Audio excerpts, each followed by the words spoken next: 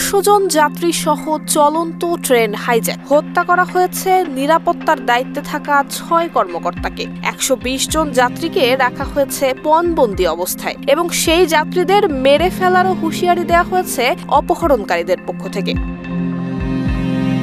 পাকিস্তানের বালুচিস্তান প্রদেশের কোয়েটা থেকে খাইবার পাখতুনখোয়া প্রদেশের পেশোয়ারে যাচ্ছিল যাত্রীবাহী জাফর এক্সপ্রেস। পাকিস্তানের সেনাকর্মী থেকে শুরু করে নিরাপত্তা বাহিনীর অনেকেই ছিলেন ওই ট্রেনে। যাত্রার মাঝপথে আচমকাই চলন্ত ট্রেনে হামলা চালায় বালুচ বিদ্রোহীরা। জানা গেছে মাশকাফ, ধাদার এবং বোলানে পরিকল্পনা করেই হামলা চালানো হয়েছে। ঘটনার পরে একটি বিবৃতি জারি করেছে এই বিদ্রোহী সংগঠন, অর্থাৎ বালোচ লিবারেশন আর্মি। তাদের কথায় রেলের ট্রাকে বিস্ফোরণ ঘটানো হয়েছে, ফলে বাধ্য হয়ে ট্রেন থামিয়ে দেওয়া হয়।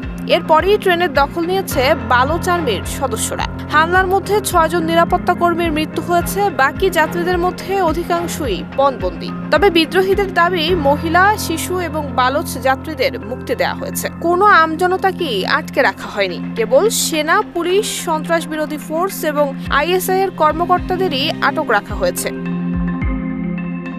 নিজেদের বিবৃতিতে স্পষ্ট হুঁশিয়ারি দিয়েছে বালুচ বিদ্রোহীরা, পণবন্দীদের উদ্ধার করতে যদি কোনোভাবে অপারেশন চালায় সেনা কিংবা অন্যান্য নিরাপত্তা বাহিনী, তাহলে এর ফল ভুগতে হবে বলে জানানো হয়েছে। পণবন্দীদের প্রত্যেককে মেরে ফেলার হুঁশিয়ারিও দিয়েছে দলটি। রক্তপাতের দায় নিরাপত্তা বাহিনীর ঘাড়ে বর্তাবে জানিয়েছে এমন কথাও।